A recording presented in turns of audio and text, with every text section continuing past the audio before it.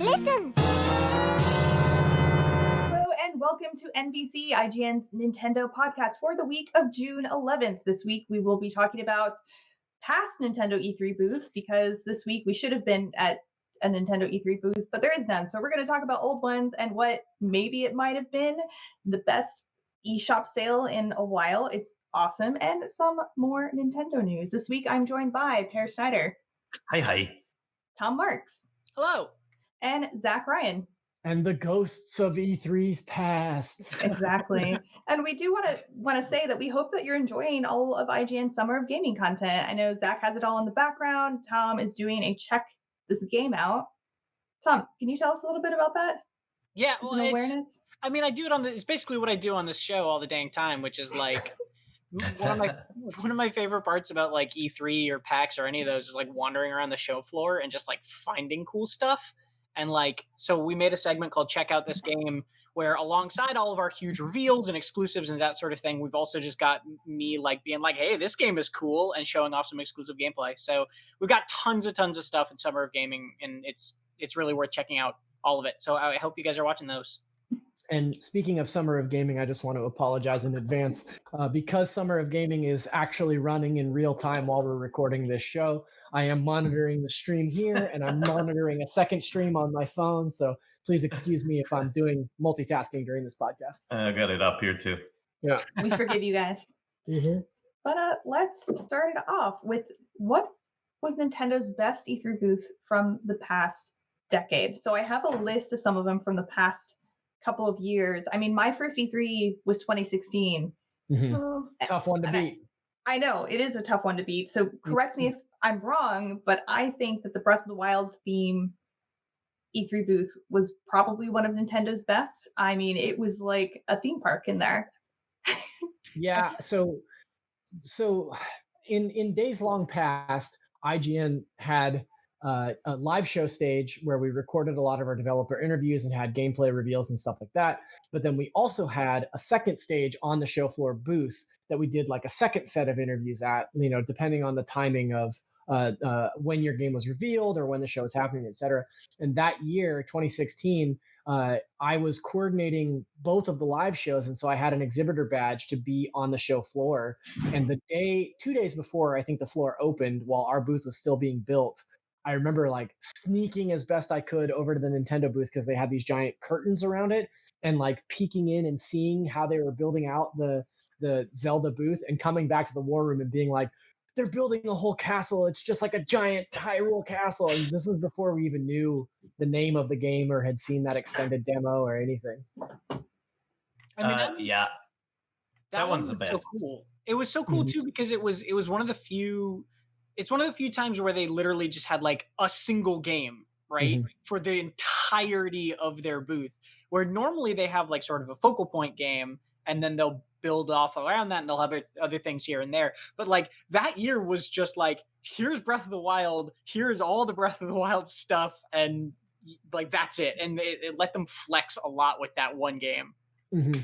Yeah, we called it Zelda Disneyland, and that's exactly what it felt like. Like it was, high quality constructions. You got this giant guardian in the middle. You had like an interactive campfire with a cooking pot. Remember all that stuff? They were like things that if you stepped on a pressure plate, it would trigger an action. So there was movement and sound and all that, and then all the kind of like the purplish Breath of the Wild lighting throughout. No, it just looked really cool. I was going to say, Casey, maybe like some of the highlights from the past, Nintendo always has really cool character displays, and sometimes they have a corner where it is a little bit like a haunted mansion, like a little thing you go through, but they had never done it like this, where the majority of the booth was just this giant display. And to clarify even further, so when you think booth, traditionally, you think of an open air thing with some displays, maybe some statues, but this Breath of the Wild booth was a whole sectioned off part of the floor. Like you had to go inside of it. And I think that's why it was so immersive and so amazing, because they had decorated all of the walls to make it seem like you're in a totally different space than just the E3 floor. Yeah, and they even had done it one better than that. So like the outside, the entrance to the booth was set up like a shrine from Breath of the Wild, and the doors like lifted and you went inside and you watched like a short demo, and then that wall lifted, and then you actually went into the booth that was built out, like Paris saying, with all these different, areas and all these different demo stations and stuff. And I think you could play. I think it was like a 20-minute demo. You could play for quite a bit before they gave you the boot. So Yeah. Go ahead, Perry. No, I was gonna say, like, I think some of the best displays have been Zelda related. I like the Link's Awakening dioramas too, if you remember from last year. Who knows what we would have gotten this year? I know. I think last year's kind of stole the show, just because it was, focused across 3 of their big releases last year and had 3 disparate areas. Like there was the Link's Awakening diorama, and then there was this Pokemon area that was built out like a Pokemon stadium that was really cool. Yeah, and then like really the coup de grace was the Haunted Mansion. Like Luigi's Haunted Mansion or Luigi's Mansion area was like set up like the Haunted Mansion at Disneyland, and had like, projections of ghosts and like little visual tricks and stuff around it. It was super cool. Oh, I never got to go in there. I never got to see that part. I only saw the other stuff. I got to go into the Luigi's Mansion one like literally the end of the day, the last day, and it was just because there were people who were telling me, like, even if you've played the demo elsewhere, or even if like whatever, like you just need to see it. And I'm so glad I did, because the Haunted Mansion from Disneyland is basically the best like thing. Like you would walk up to a fake hotel like check-in desk, and then they had these projections onto screens that would make it look like ghosts were, like bellboy ghosts were popping up in front of you, and it was so cool. It was just really magical. It was really, really awesome.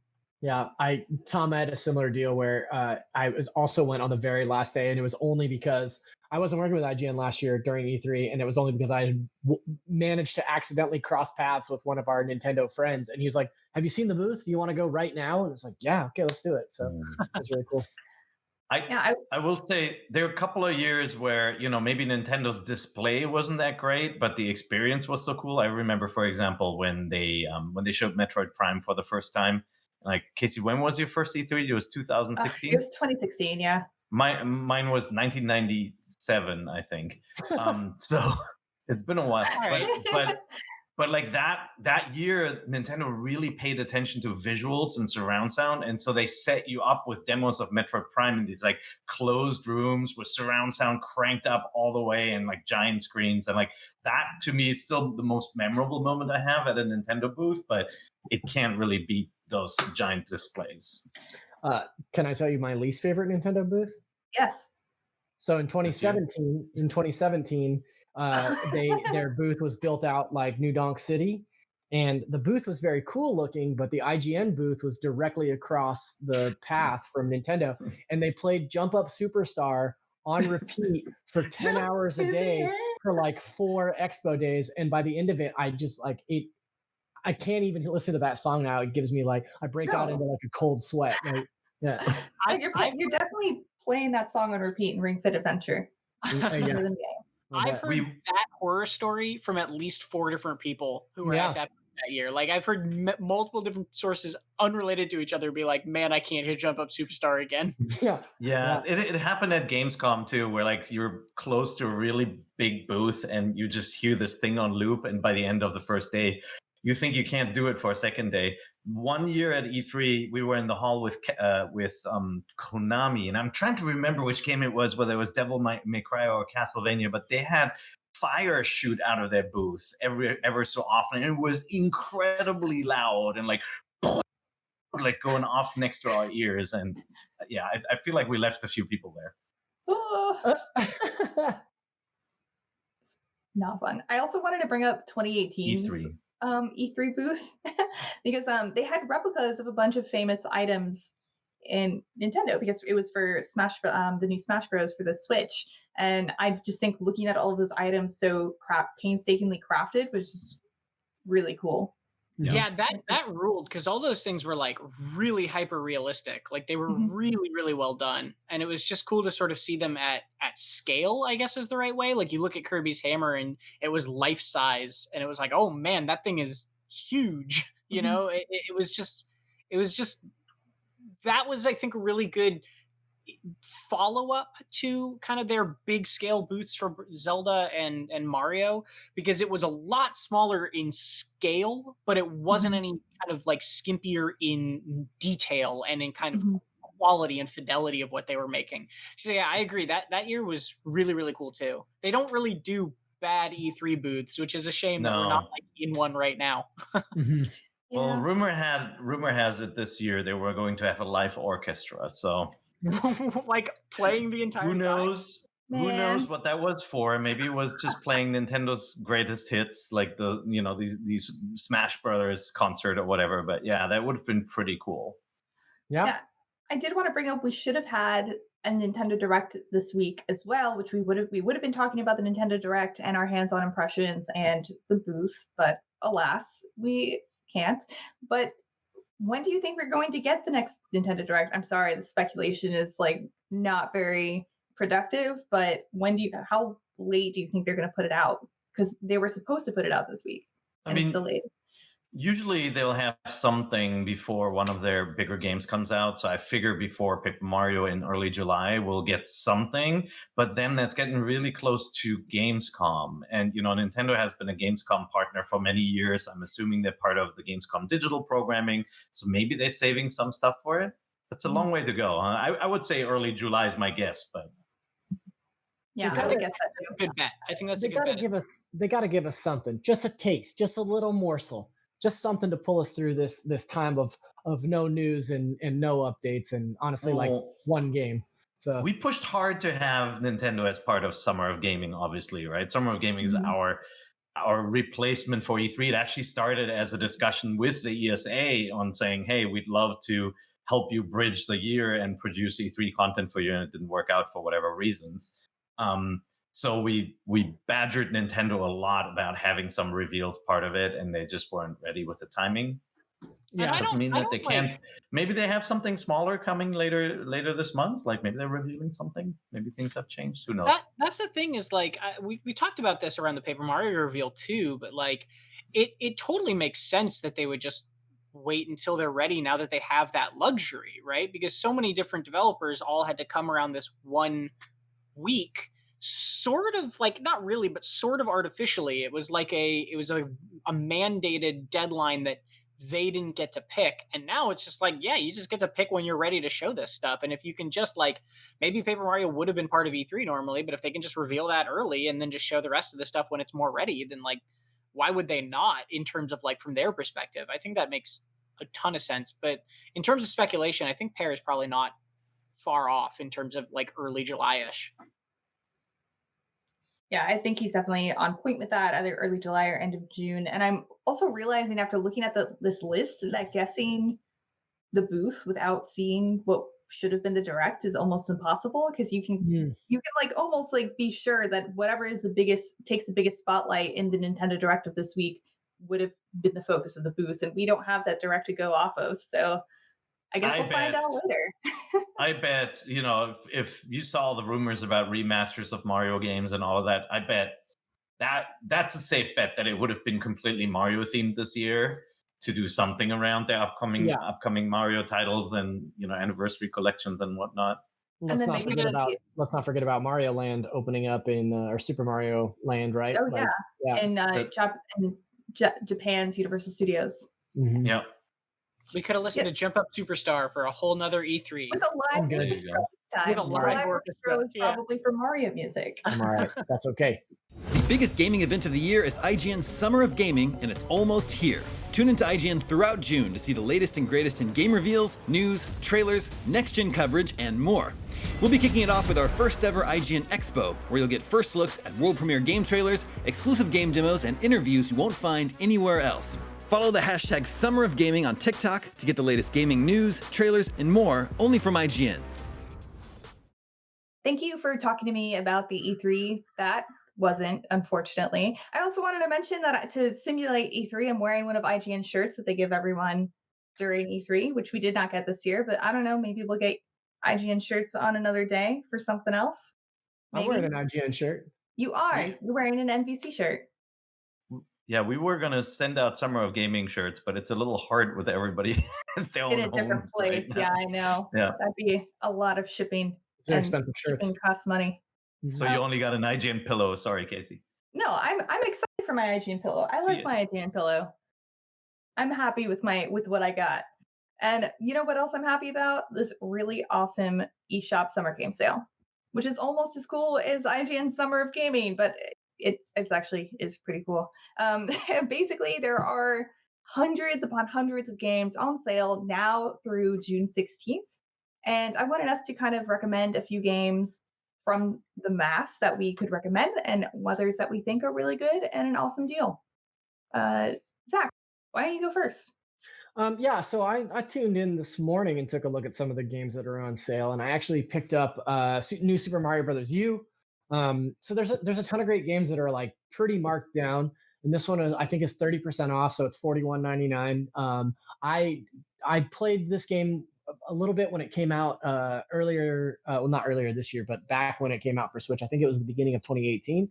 So as Tom Marks remarked when I told him that I bought that game, he was like, "Oh, that's the lowest a party Nintendo game has ever been," which still the jury is out, but I think that's a pretty good price.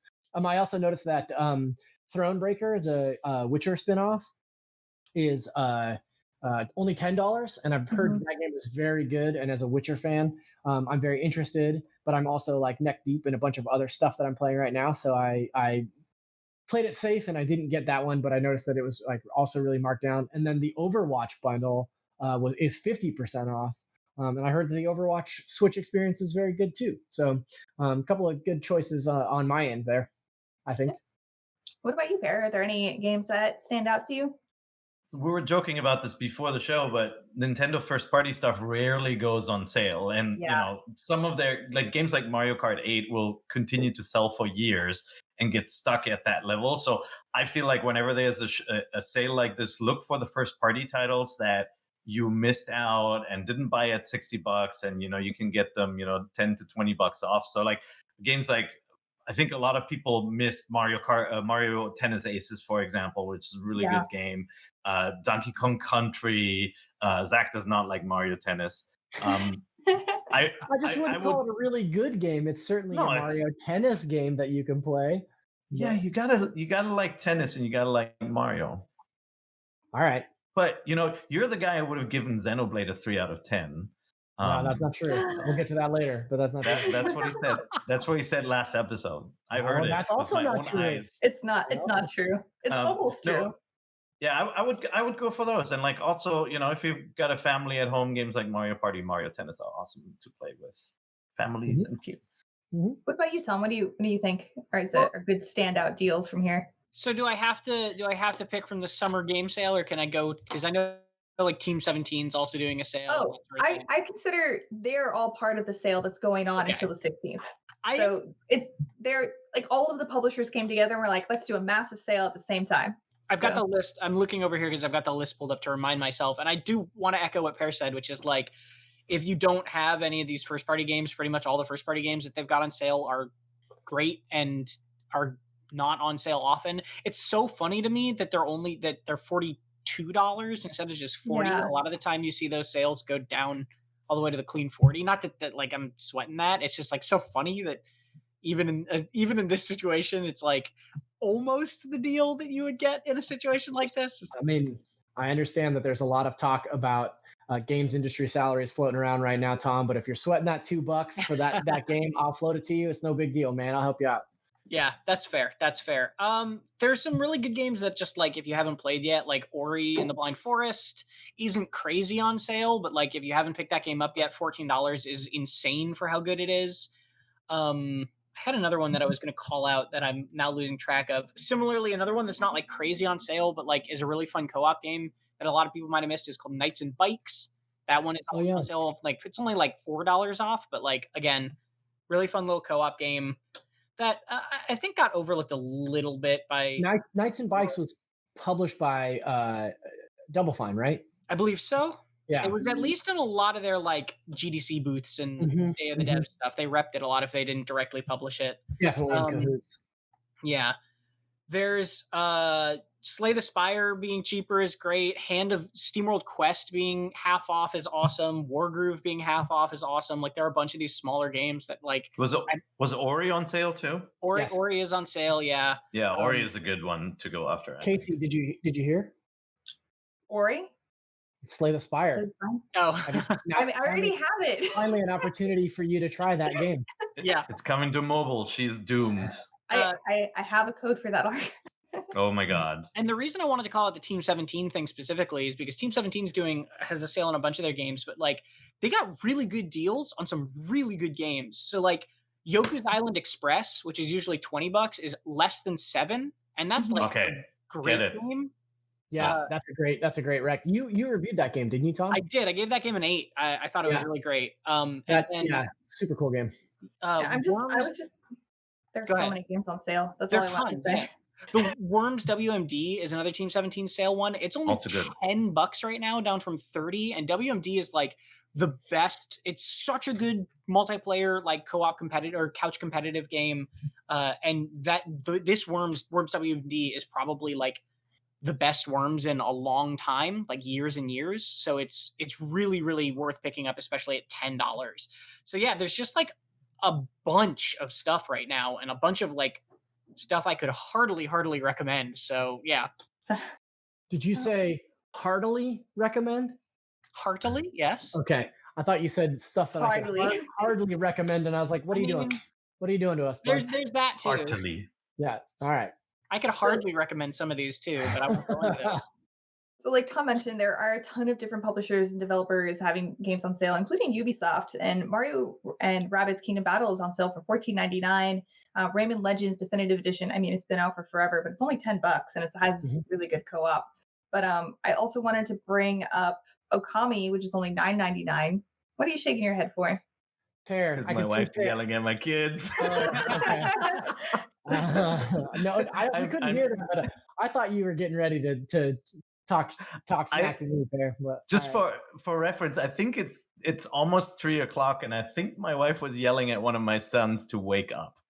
Oh no! Like, love it. That's a bad time. Well, you kids are living the dream. Yeah, they're dreaming. I mean, you know what?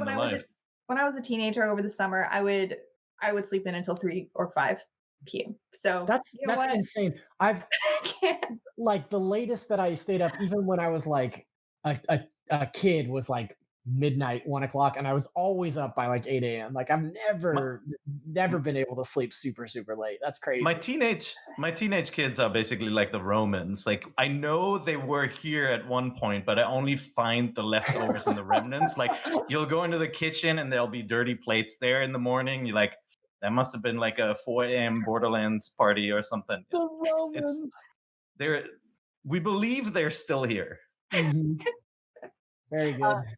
Casey, it's so funny you called out Mario and Rabbids Kingdom Battle as being $15, and I'm sorry because there's now somebody mowing the lawn right outside my house. But you called out that for $15. It's so funny to see that because Ubisoft actually discounts their games. Yeah. It's so funny to see a Mario game at $15. You never see that. That's so weird. It's so interesting because that's like, I think that's not the cheapest. I think that game's been $15 before, or 15 or 20 already. And so it's like just so funny in contrast to like Mario Tennis Aces being 42 and Kingdom Battle is I know it's the 15. Same. It was like that with Starlink as well. You got your R-Wing and Starlink for just a couple of bucks. It was like $7 or something ridiculous. On Best Buy over the holidays. Both of those Nintendo games are great. You should get them if they're that cheap.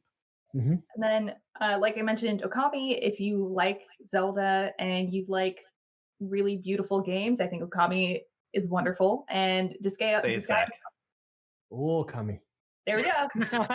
And then Disgaea 5 Complete Edition is only $20. It is a really awesome. I'm like blanking strategy. Like a strategy game. Yeah. Strategy RPG. Yeah. I don't want to. The combat is sort of similar to Final Fantasy Tactics and Fire Emblem, as in that you're on a grid, but the amount of crazy stuff you can do in that game is incredible. I know Damon from GameScoop also really likes Disgaea, so if you're into anime strategy RPGs, I think Disgaea is worth checking out, especially for $20. So we just talked about the best games and deals in eShop Summer Game Sale. And now I want to mention just a couple of things that are smaller news, but thought was worth mentioning. Real quick, more Nintendo accounts have been hacked, even though I thought that they fixed that problem. I think it was. Boo. Well, I think what it was is that essentially when they estimated it was like 160,000 people had been Correct. hacked before, they're now saying that number was higher than they said it was. About So- 140,000 accounts higher. So they're Yeah. estimating that they're closer to 300,000 accounts hacked. Yeah. So it's Yeah. not like a new security Okay, breach. It's cool. just that the breach was worse than was previously reported by Nintendo. hmm Okay. Did you guys get breached? No, actually, I mean, knock on wood, but no, I did not. Well, Yeah. one of my Romans did. hmm Mm. Sam Claiborne, friend of the show, also got his account Mhm. hacked. Oh, really? Did anything bad happen from the Well, hack? weirdly enough, they bought a bunch of pinball games, which I don't know why Sam would even be upset about that, but So everything's according to plan and everything's fine. yeah, no, his account really did get hacked though, and he was not pleased. Yeah, I mean, I wouldn't be either. Mhm. But yeah, I guess just be on the lookout and set up that two-factor authentication for I can't say that word, authentication. There you go. Authentication. It's a lot of syllables in there. I understand. Gosh, for everything. Do it for everything. Don't want to get hacked. And also, we got some news on Bloodstained. yeah. So it's reached 100 million copies have been sold worldwide, and they released a development roadmap for 2020. I think so. We already got the boss revenge mode and the chroma wheel Q2, or are we still in Q2? That's coming. Those things That's are coming. That's coming. As Yeah. well as- So we just got the Zangatsu DLC pretty recently, which I haven't had an opportunity to play, but I've heard is like just okay. And I think that the number sold was 1 million, not 100 million copies. Is that correct? It's 1 million. Yeah. Wait, okay. what did I say? You said 100 million copies, and I was like, God Oh. damn, these guys are making a lot of money. I don't know why. Just like, no, yeah, 1 million copies. Thank you. Yeah. That'd be Wii Sports territory. Mhm. Yeah. GTA's got nothing on Bloodstained. That's right. Mhm. Best game of the decade. But no, in Q3, it's getting chaos mode and versus mode, and also special crossover content and a classic mode. And then Q4, they're planning on a special crossover content and a question mark playable character. So a lot of stuff coming. There's more information on that. And I also want to backpedal for just a second and mention, like, if you want to check out all those deals that we were just talking about for yourself, go to nintendo.com/deals and you'll see the entire list of games. Anyway, Bloodstained, more stuff is coming. So if you like that game, you probably are happy right now. This reminds That's the me. slogan. It reminds me a bit. That's a good slogan. It reminds me a bit of basically what we saw with Shovel Knight, where it's Mhm. like a game that had a lot of Kickstarter stretch goals met and has a lot of commitments already to like content that's coming. So it's cool to see that they're just like they were successful and they're following through with all that stuff. Basically, it's nice. Yeah, I sometimes think about like this game or Yacht Club's commitment when when they're making these stretch goals and they're putting all this stuff out there.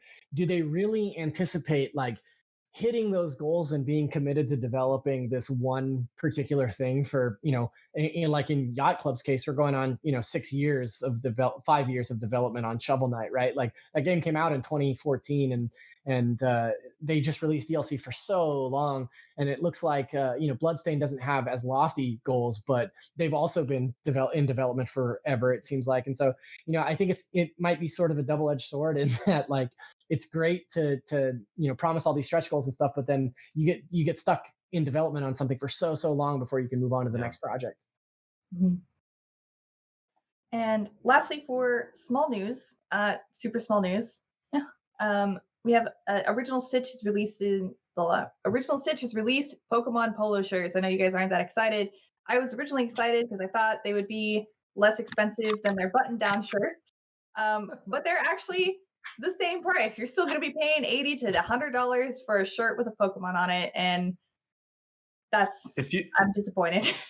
If you're only listening to it, Zach Ryan took off his headset and ran away and is putting on a little shirt. Oh, you have one. Put my Pikachu's on, man. Wow, you actually do have one. Is that an Original Stitch shirt? I don't know. It is a button-down shirt with Pokemon on it. Might as well be. It might be. It might. That is Terry not a bought polo this. shirt. Terry bought this Yeah. for me. Let me see. Aw, Oh, how sweet. It's I'm just gonna. yeah, it is original Stitch. Yeah, Whoa. Yeah. You're wearing a $100 shirt, Zach. yeah. That's why I had to pay Terry $100 for it when she got it for me. I want that gray welcome shirt. I only have the red one. Well, you've I got like the the gray gray for one a lot. $100. Yeah, I'll Is give it you this still one for on the IGN $100. store? Probably. Okay. Yeah, talk to Justin Davis about it. He can get you a gray welcome shirt, no problem. He Like, I'll knows get people. the NVC discount. Mm-hmm. NVC discount. NVC 10. Lolorius. Actually, I have no idea if the discount code still works, but I don't you think can so. try. No. It's just You a guys laugh flagrant at me. spread of false information, Casey. I'm sorry. I said I don't know if it works or not. Like, I was just remembering in the past when we had a code. I don't know. Fair. Maybe we can get him to give us another one. We'll see.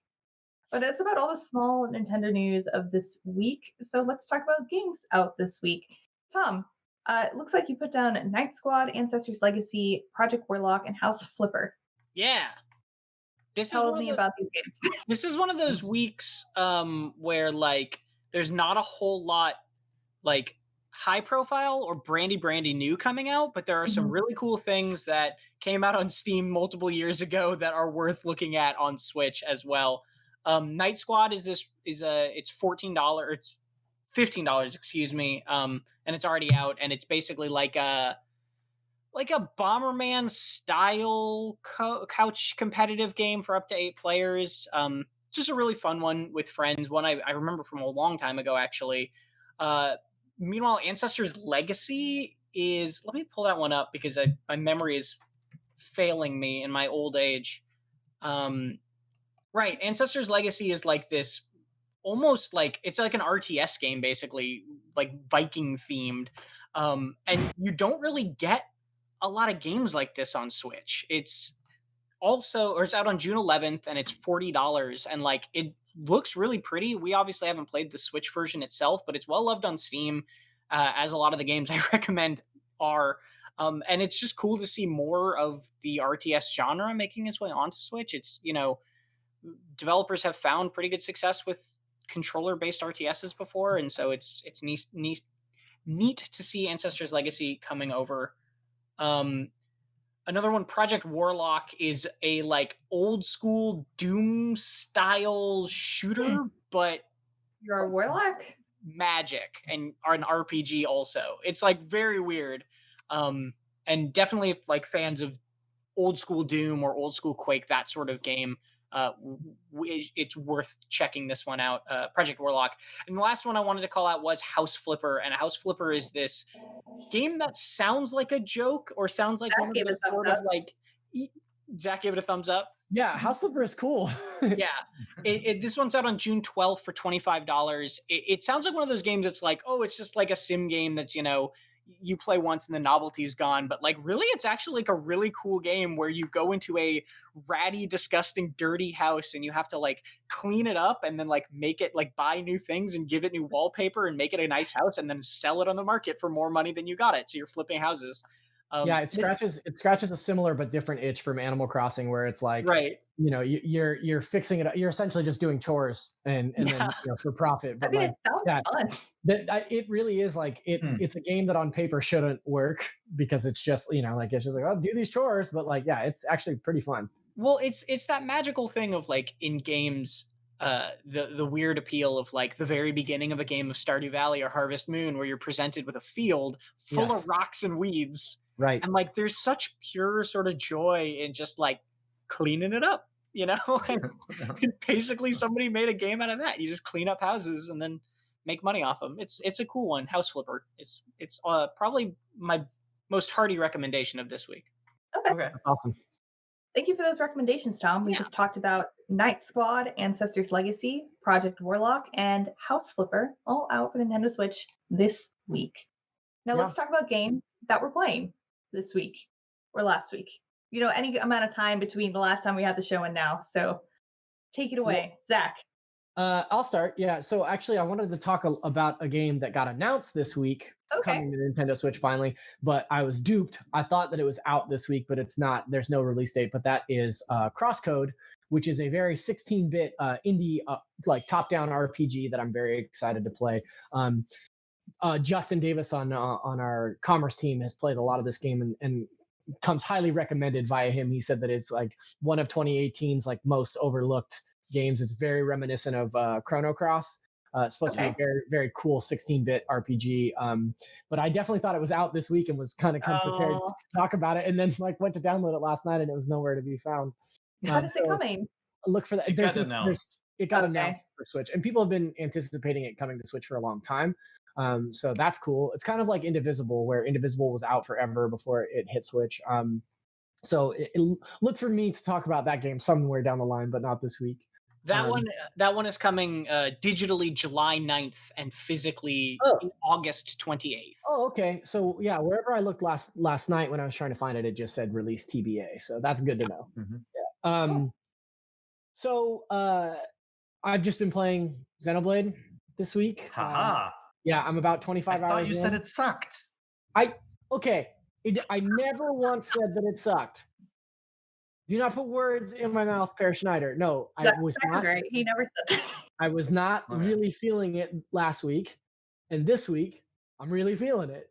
Yeah, that game. Would you say you're fickle? I mean, I wouldn't say that I'm fickle. I think okay, so I was having this conversation with Tam from GameSpot last night, right? Like he and I were texting about it because he about how you're fickle. Well, yeah, no, but he and I were talking about it because he has previously played some of it and it wasn't for him. And I was telling him that I had now that I'm 20 plus hours deep, I'm really, really enjoying it. And I do think that there is room for a conversation about the amount of time that a game takes to get that good, right? I think that asking somebody a 20-hour buy-in is asking a lot of somebody. And I wanted to stick with this game because I know that our fan base is really passionate about it. And yeah, last week I was a little bit on the fence. I didn't know if I was going to stick with it or not, but I wanted to shout out some people specifically from our community because they encouraged me to do a couple of things that made the game a lot better for me. And that is I switched over to the Japanese voice acting, which is 1,000 times better, 1,000 times better. Makes me retroactively care about those characters and side quests so much more than I did when I was using the English voice acting. You know why that is? I mean, first of all, obviously, when you don't understand the Japanese, there's not this level of repetition in the battle sequences where they always say the same things, and it feels like there are actually more lines in the Japanese version that they shout during the battles. But then also the English dub has such distinct accents, and the way some of those things are delivered at the end of the battle, they just get imprinted in your brain. You don't want to hear them anymore. I totally agree with you. It's Rhine time. It's Rhine time. Yeah, it's just too much. Yeah. No, and so Giant Bomb was talking about this very thing this week, and they were talking about how they were saying that the localization team in the US wasn't super willing to localize all of Xenoblade Chronicles when it came out for the Wii. And that was part of the issue because the Nintendo Europe team picked up all the localization duties. And so they were operating with a smaller team and a smaller budget. And so they had more or lesser known voice actors come in and record those parts, and also had a smaller budget and timeline. So they only recorded a set amount of those interactions, right? Whereas the Japanese version has a lot more catchphrases, a lot more post-battle dialogue, things like that, so that it is less repetitious. But also I just think the voice acting is a better quality in the Japanese version, and it makes the story much more palatable. And I'm to a point in the game now where things are starting to move away from JRPG 101 and become much more interesting. But the second thing that a couple of people told me to do in the in various places, Twitter, in the podcast forum groups, etc. But I dropped the difficulty down to casual, and I'm just flying through that game and just kind of mainlining the all the story points and things like that. And it's I didn't particularly find the game very difficult, super difficult to begin with. I died a fair amount, but not any, it wasn't frustrating. But on casual, I'm just blowing through all the bosses, and the strategy portion is still there. There are still some difficult fights and things like that, but it just overall is more enjoyable for me to just steamroll through some of the bigger open areas and fight a bunch of different monsters and things like that. Like I'm really enjoying it. I think it's great. I do think that it is a solid 8 out of 10 game at this point. So, and I want that on record for next week, Pear. So when you start talking smack to me, I'm saying that it's good. All right. He said it's a 3.8 out of 10 game on the record. We don't even do points anymore. I just wanted to say that I did the same thing for another very large JRPG with Persona 5. About after the 4th temple, dungeon, whatever you want to call it, I turned it Mind Palace. There we go, Palace. I turned it down to easy because again, I was like, okay, I understand what this game is about. I want to enjoy the story now, and I want to do that without having to worry about dying because that game punishes you for dying like quite a bit. There's gonna be people in the comments that are gonna come at us and say like, oh, don't play games in casual. That's not how they're meant to be played. Literally do anything else with your time. Spend your time doing anything else but leaving that comment. It doesn't matter. Like nobody cares how we play our games or how you play your games. You should play on whatever difficulty you want. Thank you. I have even pushing back harder against that, not to like be actively antagonistic or anything, but like that if like difficulty is such a personal thing and there's such a stigma around it where you feel like if I'm dropping this down, I'm failing in some way or like it reflects badly on me. And like, I'd push back against that idea so hard, man. Like just play the game you want to play, especially with a game where you're mostly playing it because it's like something that you hear other people really like and you want to see what the deal is. Like I like playing those games on easier difficulties just because it's like you just want to get a sense of it. You just want to know why people like it. You don't necessarily want it to like push back against you every second of the game. Like there are other games that are for that and that's great. But like if you just want to like see why people are into something, like I totally recommend playing on an easier difficulty if it's what you want. Oh, I'm should have. Go ahead. Oh, I was going to say, I was going to say I kept it at default difficulty, so I'm still playing it there. I'm loving the game as well. But when I was talking to you, I realized you were much more focused on the storyline and how it developed, and I was much more focused on the battles. So I think I'm going to keep it at that difficulty. Like nothing's annoyed me or slowed me down. I've died a couple of times on some battles, but it just meant I would do more side quests. And it's been fun so far. And like I played Fire Emblem on hard. I don't usually turn up the difficulty on a lot of games, but Fire Emblem I've played since the very first game, and I always bring it up on hard because I like that challenge of overcoming, just that like kind of being at the brink of death with your characters always feels like so rewarding. But like there have been plenty of games where I feel like I've given up because I had to repeat portions of the game and the games weren't as nice to you when you failed. I feel like Xenoblade though, so many save spots, like you can save anywhere and all that. And the nice thing about Xenoblade is if you die in battle, it doesn't reload you from the last save point. It reloads you from a checkpoint and you keep those experience points, right? So like you might have leveled up in the previous round, like the previous run and gotten killed by a boss or something, but you keep all that experience that you gained running up to that boss, which is really cool. And I should caveat this by saying that I'm fighting lesser enemies on casual, and when I get to a boss fight, I switch back to normal because I want that level of strategy and that difficulty during a boss fight. I just don't need to have like a bunch of like normal enemies that I just want. Yeah, you don't need a reason. You don't want a reason to grind just to get through stuff, which is Yeah, and they're gems you can obviously equip to that keep enemies from spotting you as easily. So if you want to slow that, if you want to not be discovered by as many enemies, you can do that too. Yep. Cool. Thanks for sticking with it, Zach. Oh yeah, I think it's good. Can I so Xenoblade obviously was my big focus. I just want to bring up Bioshock because I didn't get to talk about it last week. I was going to ask you to talk about games you're playing now next. Yeah, so thank you, Xenoblade. Bioshock, I started up the collection. I've only tried out the first one, and I've been playing it with my son, a bunch who's never played through Bioshock, and then I tried out Infinite as well. Unlike Outer Worlds, which struggles to, it just looks very blurry. There are people who say it's unplayable. It's not unplayable. It's just kind of like, if you know the original, it's a pity, and it just doesn't look as good as games designed for the system. Bioshock, being a generation back, actually looks really good on Switch. It's a quality port. There's some issues, like there's only 2-channel audio for some odd reason, But man, Bioshock Infinite, it's got to be up there with one of the prettiest games on this system on the Switch. Just like the lighting, the way the world looks, just the style.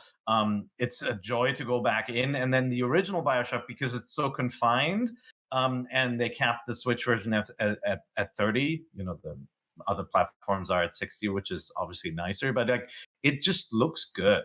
There are times where like you can see that it's aliasing a little bit and your weapon looks a little pixelated and all of that, but generally it's a good looking game. And I forgot how much fun Bioshock, the original game, is. It's a great Metroid like. If you've never played it, the collection definitely is a quality port collection. I haven't played 2 yet. That's good to hear. Yeah, I ran into some issues when I played the Bioshock collection on PS4 that were a bummer. I got locked out of the progress. Like I hit a bug that wouldn't let me enter the next area. So I haven't finished the original Bioshock in a very long time, but it's still one of my favorite games ever. Yeah, it's really good. And then I also bought Clubhouse games. I couldn't resist. It's a really well-made casual game collection. Like, it definitely is not something that was farted out just to capitalize on the Switch going more mainstream. By the way, these suckers are sold out everywhere, and you can't get Joy-Con. Who's laughing now? Ooh, I know. No, Joy-Con are sold out. You got to pay like $100 plus for them everywhere. You like get imports or what percentage of your 300 Joy-Con have drift though? Well, I had like 3 that had drift and 1 had a broken stick, and I got them fixed for free. Thank you, Nintendo, because they do that. Nice. But that's that's a significant amount out of my 300,000 Joy-Con, of course. But no, Clubhouse games it's charming. It's like the actual games are well executed. And then I just love the gadgetry with daisy chaining your switches. Obviously my kids all have theirs. So just seeing that kind of continuous gameplay across multiple Switch screens is just somewhat magical. And then it's just fun playing stuff like slot car racing and Connect 4, like stupid stuff that you probably wouldn't bring out at home or don't have anymore, because those are bygone toys. And it's just fun to recreate that on the Switch on the go. Only bummer is that we're not going on vacation and traveling everywhere, because this would save me bring my board game collection right now. You can travel in your mind. That is not the same. Look at how confused Tom is. I'm not confused, skeptical. That was skeptical. But good stuff. Yeah, I was expecting it to be a little bit less refined as it is. Like, they definitely spent a lot of time on it. They're simple games, but they're all executed with love towards detail. Hey, Tom, what games are you playing? Not a lot of Switch games, to be honest, right now. I kind of fell off Animal Crossing. Not that I have dislike for it or anything. Just like gonna pick it back up once commutes start again. I've been on Persona 5 Royal for a while now. I went back and finally started playing the Control DLC, which is really cool. Otherwise, I actually already said it in the sales part. I've been playing a surprising amount of Worms WMD with some friends on Steam. We've picked that back up in a very fun way. Another one that came out on Steam recently is Polybridge 2, which is a sequel to Polybridge. Polybridge is a bridge building game I would absolutely recommend on Switch. I imagine it's not confirmed or anything, I don't think, but I imagine it's only a matter of time before the sequel makes its way to Switch as well. I'd assume if the first one is there and runs well. Yeah. So Polybridge is probably the one more than anything this week that I'd say people should check out, because that game is fun still. And Polybridge 2 is basically just like more of it in a good way. Cool. Thanks, guys, for talking about games that we're playing this week. I did want to try and squeeze in at least one question. So this question for Question Block is from Matt Slaybaugh. And he says, if Animal Crossing New Horizons was someone's first video game, what ought to be their second? And he says the obvious answer is probably Stardew Valley, but I bet you've got some more creative answers. Thanks for your help. Well, I mean, that means, though, that you're playing a game very much like it. I feel like after you play something like Animal Crossing, it's time for something different, like something faster paced, and I would say either you go for something, in the strategy realm, like a Fire Emblem, because it does have a couple of the kind of menial tasks, like the kind of everyday tasks and the convo stuff, but then it has this whole strategy gameplay on top. Or you go for something like Mario Kart, something actual action multiplayer. Sorry, the question was, if Animal Crossing was your first game, what do you recommend for your second? Specifically Animal Crossing New Horizons. And there was a little bit of a backstory where his wife would watch him play things like Zelda, but was never interested in playing herself. Started playing Animal Crossing and then completely commandeered his Switch. So now they're looking for more games for her. If I may make a recommendation, I think a perfect follow-up to Animal Crossing New Horizons on the Nintendo Switch would be Dark Souls Remastered. Get in there. Get out of here. Dark Souls Remastered for the win. No, actually, I don't think that at all. Snipper clips, stuff like that. Ibn Ob, like co-op games like that could be really cool. Box Boy. I do have a real suggestion though, and it's something that I've revisited in the last week because of its anniversary, but have noticed a lot of parallels in just like tone. I think Earthbound. Like I would like to see somebody give Earthbound a shot after Animal Crossing. It has the same level of charm and kind of goofy humor, and obviously a very different game. But I think that'd be a good second game for people. Thanks, you guys, for your suggestions. I was going to suggest there's a new Harvest Moon game coming out this year, and there's a Rune Factory 5. If you want to go hard into the more game type activities in your daily life simulator. Yes, Per? I would say Story of Seasons is the one to look for. Right now, Harvest Moon's not looking so hot, but we'll see. I mean, we haven't played it. Thank you for the clarification. Yep.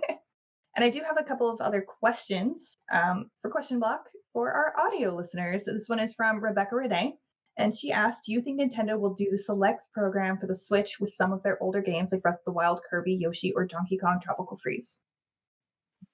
I think so. I think once we get to second installments in those franchises on the Switch, I feel like they want to draw a distinction between the first games. Like if you have two Zeldas on the same platform, which we kind of have, but one is a remake, right? But like you have a Breath of the Wild sequel, I feel like they will try to capture attention by creating a Selects program or something that has a lower pay tier. That's been their strategy in the past. I feel like for sure. Eventually. And the Selects program in the past, they put out games for $20 each, which is way more than what they're going to price. I bet they're not going to price Breath of the Wild at that price. I think it'll still keep making money, but I could see them do that with the Kirby or the Yoshi or the DK. Yeah. I think that any of the games, any of the Wii U ports would be like a perfect opportunity for them to do Selects on the Switch, because there are so many great ports and awesome entries in like known Nintendo franchises that have made their way over to the Switch that I would pick up for $20 in a heartbeat. So, I mean, I said this, if not on this show, I think it might have been New Game Plus, but News Games and More. It's insane to me still, and this is not like a hill I'm willing to die on currently, because Mario Kart 8 Deluxe is a fantastic game, but it's still insane to me that a 3-year-old port of a 6-year-old Wii U game is $60, right? That's crazy talk. Whereas you can get like God of War for $20, right? God of War for $20 when it's not on sale for $10. Can't play God of War on your Nintendo Switch though.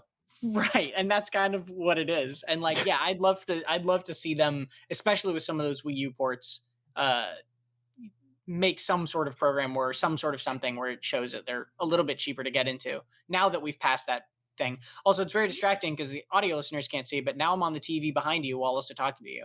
Yeah, I know. It's real. What? Whoa. Exclusive. Very meta. Very meta.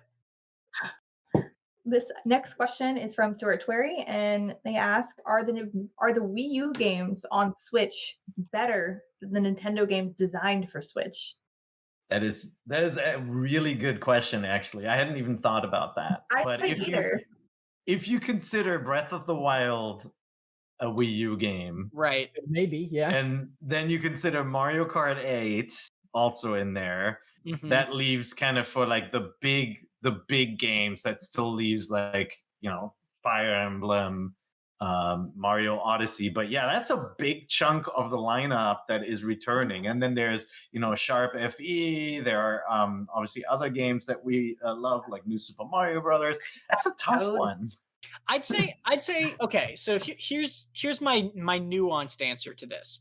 I'd say maybe yes, Mario Maker. but also I would say that the Switch hasn't defined itself by those Wii U games, right? Yeah. Like even if the Wii U games are kind of the stronger part of its first party lineup, which might be a fair thing to say. I think it's arguable, but either way, like even if you believe that, I don't think that it's to say that the Switch has failed in terms of making a case for itself, right? Like those two things don't need to be like both or neither, Yeah, I mean, think about it. Smash Brothers, right? Like they're huge games on the platform that are only on the Nintendo Switch. But like, yeah, my two favorite games on the platform still, if I were to pick two, it's probably still Breath of the Wild and Mario Kart 8, just Right. quality wise, whole package wise. And yeah, those are both available on the Wii U as well. That's the evil question. Then you add Yeah, it Xenoblade, is. which is from the Wii.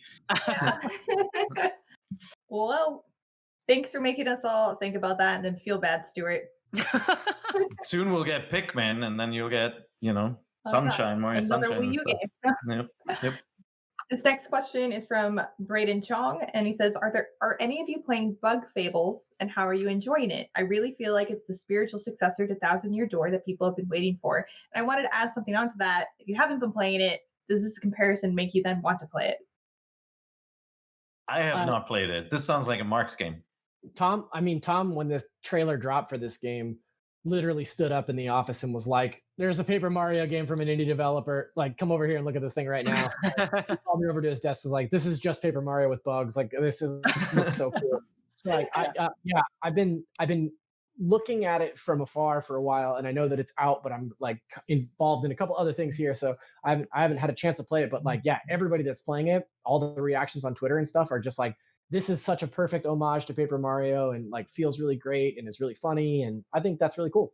Yeah, I haven't been playing it on Switch, but I played it when it was first out on Steam, and I think it is it is definitely a successor to Thousand Year Door in that like that's really what it wanted to be and what it wants to do. It feels like what I'd say about it, kind of my quick take on it, is that it's a really, really fun game, and it's a really fun sort of Paper Mario style game. The only thing that it's really missing is just like the thing Nintendo is famous for, which is that insane extra level of polish in absolutely everything, right? Like it is still an indie game. It's not like a Nintendo quality game, but that doesn't mean it's a bad quality game. It's still a really, really cool Paper Mario style RPG, and one any fan of the genre should absolutely pick up. Cool. All right. Nice. Well, if you weren't sold on Bug Fables, you might be now. Thanks for the question. This next one is from Evan Beedolf, and they say, "What are you missing about not being at E3 this year? And what are you missing about not being at E3 this year? And what are you not missing?" Okay. You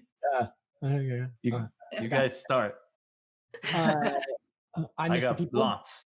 I miss the people. Like, I think my favorite thing about E3 is that it's all of my favorite people in the industry in one place, and like walking into the Fig after a 13, 14-hour workday and just like being able to have a couple of drinks with, all of my industry friends is like amazing. I miss the war room, like the excitement that happens in that room every year when games are announced and our team is all working together and firing on all cylinders. I don't miss waking up hungover every day. So, but that's maybe just a me thing. So, yeah. Yeah, I miss just that togetherness of seeing everybody, not just the team that we work with in the San Francisco and LA offices in the same place, but some of our international folks from around the world. Our UK and our Australia team in the same room, reacting to the same news, and like we get heads ups on certain things, and we're excited to see how our audience reacts to them. And that's obviously the same with Summer of Gaming. But like then there are all these big surprises at E3 that we don't know about, and just experiencing that together is just really special. And that's why when Nintendo went to the Nintendo Direct format instead of having this stage show, like we all lamented that loss because we had experienced that in person. There was something really different to applauding something with your friends and with 1,000 people in an audience at the same time. The thing I don't miss is so I do this client presentation every year at E3 where advertisers and partners come to this a hotel, and I give them like I do the show and tell about gaming trends and what kind of some of the learnings out of E3. And like I love doing that, but I usually lose my voice by day 2 of E3, and we always schedule it for day 3. And so it's this constant, like there's always some party that IGN is throwing or somebody's throwing, and I yell too loud, and then I just dread, and I don't speak for like 12 hours so that I can at least do this presentation. Like I don't miss that. So this year we're doing a Summer of Gaming a breakfast presentation, and it will be all remote, and I can just drink honey milk and get ready for it. What about you, Tom? Yeah, I think I miss everything.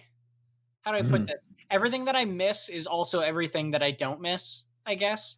Because I get that. Like E3 is this thing where you're using your entire tank of gas constantly, always, the whole time, and it's so exhilarating and it's so much fun. And especially with this team, like it just feels like we do such like I'm so proud of the work we do every year, but like at the same time, it is just extraordinarily exhausting as a result. So like I miss that energy, and I miss that seeing all those people and doing all that, but also like it's not so bad to just like be chilling in my house watching the announcements online. Like it's a give and take in that regard. I am glad that we've got like it seems insane to me that we would be in LA right now, right? Like given everything that's going on right now, like the idea of being in LA for this show is just like doesn't sound appealing to me in hindsight, but like also it's always fun to do. So it's I'm not at that point in my career yet where I'm like jaded and sick of E3 as I know some people are. Like I enjoy going to it every time. I'm still not jaded. I still love it.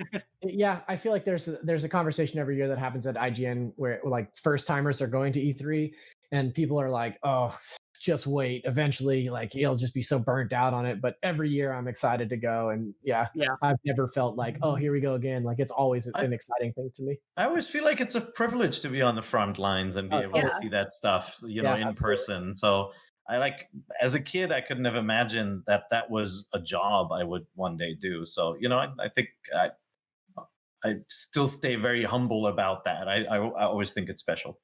Yeah. Same. I love how you see all of our team and everyone put in their very best and do their very best and get to do all of these really awesome, cool things. And like Zach and Tom and Per all said, it's also extremely tiring, but you have such an adrenaline rush to do so many things and get so many things done. And then you somehow still have at least some gas left in the tank by the end of the day at like 11 when you get back to the hotel to still hang out with your friends at IGN or friends in the industry. And it's probably some of the few days that you're working the hardest, but also having the most fun. But yeah, by the end of it, I'm so exhausted. So I'm glad that I won't be extremely exhausted this weekend to the point where I want to do literally nothing. But I think I miss the experience overall. And I think the most,